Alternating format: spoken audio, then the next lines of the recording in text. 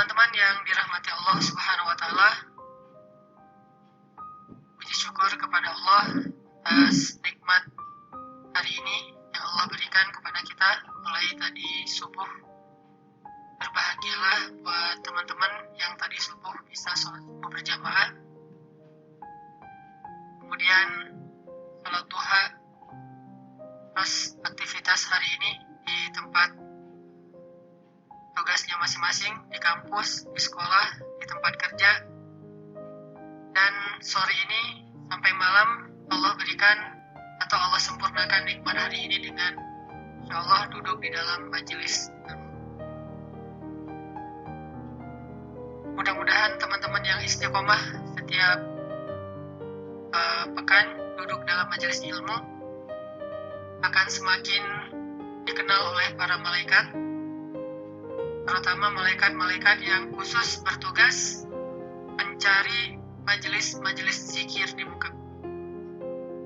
Saya pernah dulu nyampein hadis, Allah mengutus malaikat-malaikat yang sangat banyak, tugasnya berjalan-jalan di gang-gang, di setiap jalan, di gang, di sepanjang, di setiap negeri untuk mencari majelis-majelis ini. Lalu kalau malaikat ini menemukan satu majelis ilmu, maka malaikat ini akan memanggil teman-temannya. Malaikat yang lain dipanggil, berkumpul di majelis itu, kemudian mereka akan membentangkan sayapnya, lalu mendoakan orang-orang yang hadir di dalam ilmu. Jadi kalau kita kadang-kadang tuh berharap banget doa dari orang tua, berharap didoain sama orang soleh. Kalau duduk dalam majelis ilmu, yang ngedoain kita tuh bukan cuma orang tua, bukan cuma orang soleh, tapi malaikat. Orang tua kita doanya diijabah, padahal orang tua kita manusia yang kadang bisa ngelakuin kesalahan, tapi Allah mengijabah, apalagi doa ayah nih. Orang soleh doanya juga diijabah, walaupun dia cuma manusia yang kadang juga ngelakuin dosa.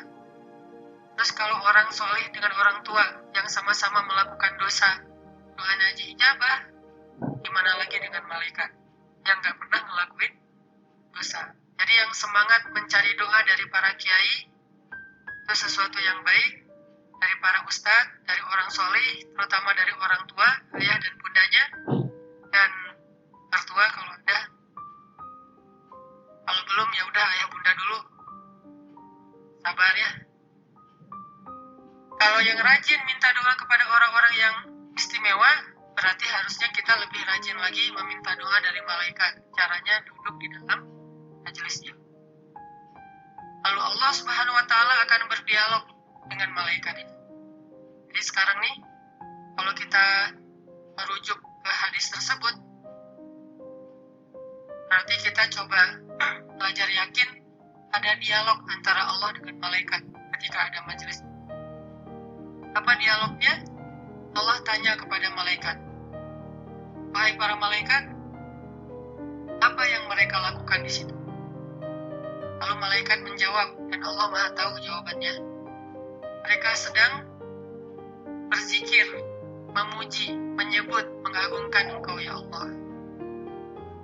Allah lalu bertanya, apakah mereka pernah melihat aku? Kata para malaikat, gak pernah ya Allah.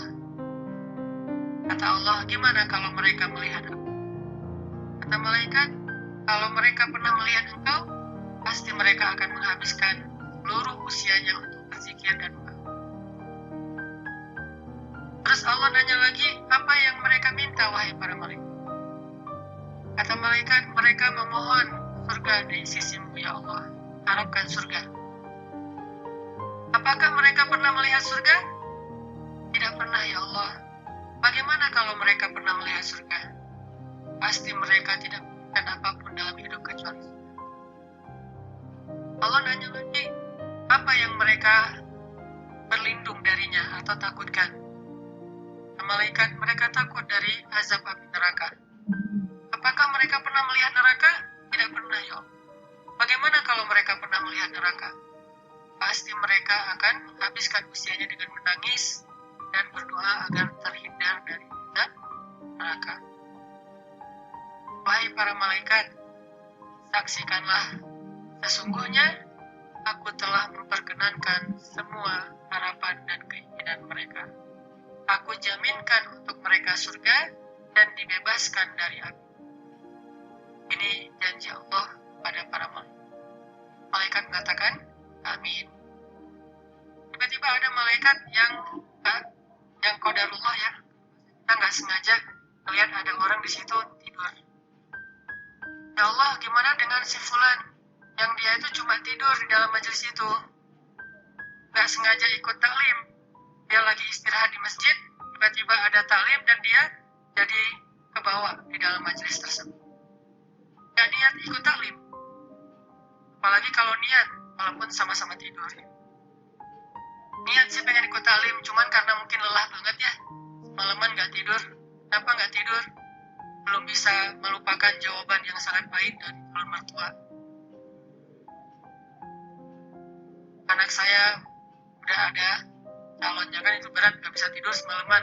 Nah, besoknya dia pengen self-healing, hadir dalam majelis ilmu. Sampai di sini, sakinah. Nggak bisa dapat sakinah mawaddah warahmah, dapat sakinah di majelis. Jadi benar emang, yang masih berstatus itu